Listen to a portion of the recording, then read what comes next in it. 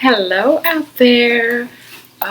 Today is a good day to have a good day. It's a new day, fresh start.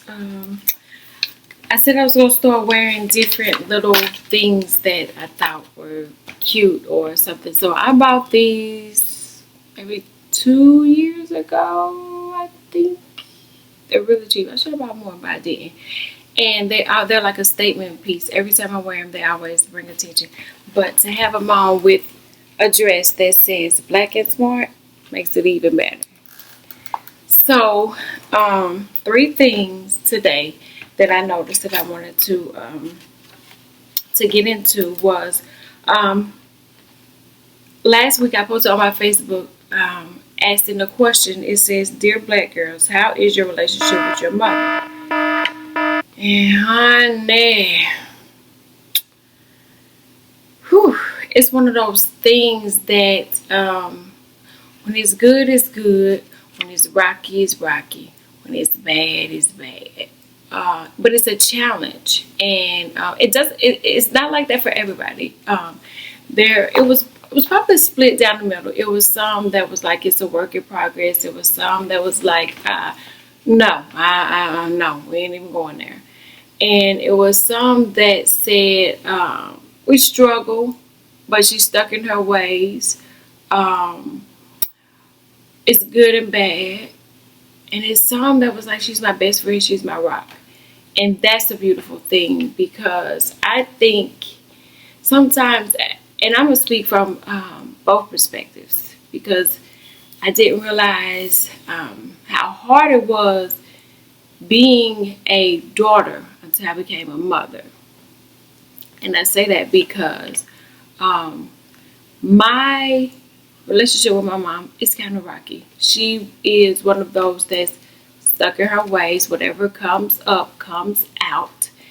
And so we're trying to find a balance for that. And it's interesting to do that because I think they'll always see you as that little girl that needed them instead of a grown woman with a household of your own. Having daughters has really prepared me for it's different because their childhood has been different from mine. And the way I've had to adjust in raising them is different from the way my mom raised me. In her house, it was like what she say goes. There's no debates. In my house, it's different. I allow them to speak, to talk, to communicate because times have changed. And if you don't have communication with them, they can get lost in the streets. And we all know streets don't love nobody, especially not black girls. And we're hard on our black girls. We really are. But I think for me, when you push your daughter out, you have to prepare her for the cold, mean world. Your sons too. You really do. I don't have a son, so I can't speak from that perspective. So I think we're tougher on our girls because the world has been tough on us. And so we have to toughen them up and rough them up so that the bumps and bruises that they're going to get out in the street, they're able to heal their own wounds, to lick their own wounds because of the toughness that we give them. But in the same sense, they need that softness, that compassion, because women are lovers, we're nurturers, but we're tough. And we're in a new day and time where we're the breadwinners and we're entrepreneurs and we're, single parent households and we're doing it all. Which reminds me about topic 2. I posted a thing about a couple of months ago asking when do mothers cry, and a lot of them was sad because it was like in the car, in the shower, at night when the kids are sleeping alone. And it was one that said, if I cried in front of somebody, who would care? And it's terrible. It's terrible. For one, we don't allow our kids to see our emotions, which is something we got from our moms. which they got from their moms.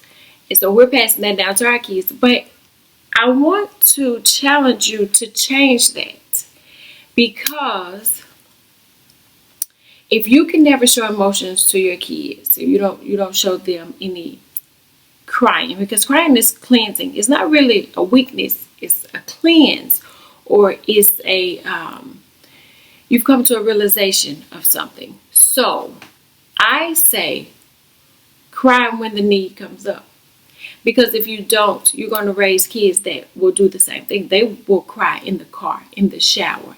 And that's a heavy burden, because that hurts, having to hide your pain. It really, really does wear on you, because what if something happens at 6 o'clock in the morning and you're getting the kids up and you get ready to go to work and you got to drive and you got to be like, when are you going to release that? Or when are you going to cleanse that?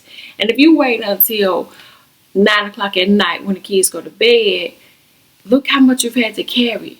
And carrying something is heavy all day long. It really is. It is heavy.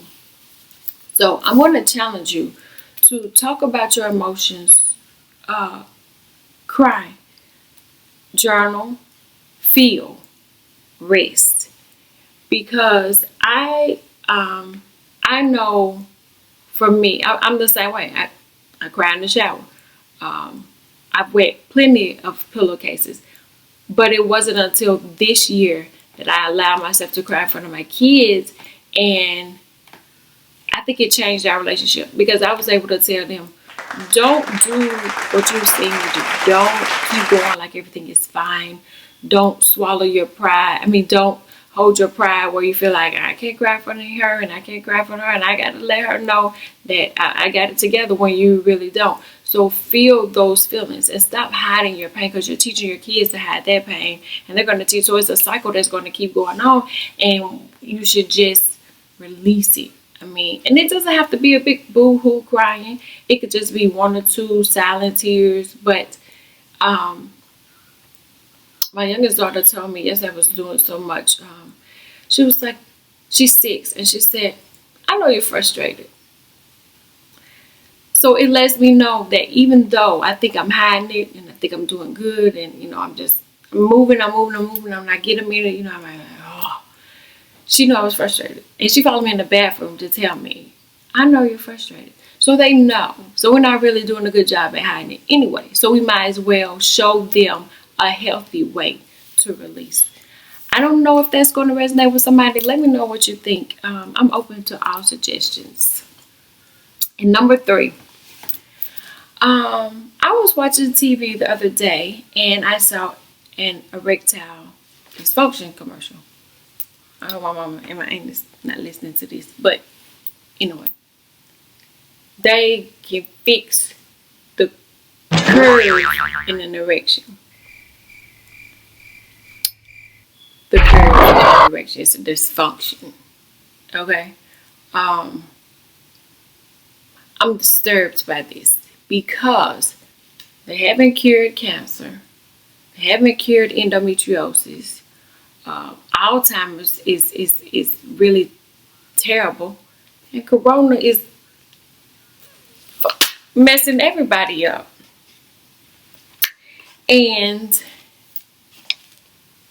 you can fix the curve in the, that don't even matter, cause you fix that curve, then he get cancer.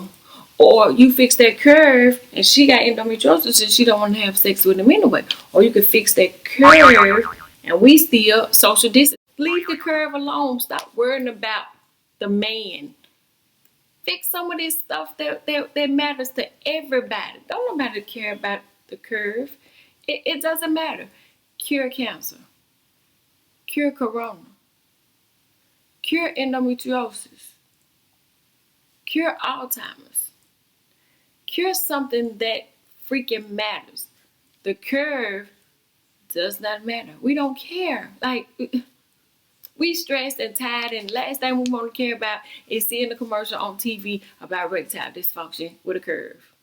You got a pill for it, but you can't cure none of this other stuff, because it's a man's disease. We don't care nothing about that. So, this is another thing. Let me know what you think. Because they put all our business out there. The tampon commercials, the adult diaper commercials, um, yeast infection commercials, and douche commercials. Like all our business out in the street. We don't have no privacy. They sell everything. If we want to sneak the diapers, the men done seen on TV, so they already know we got on the diapers. So just stop telling all our business. Stick to something that matter, and let me know what y'all think.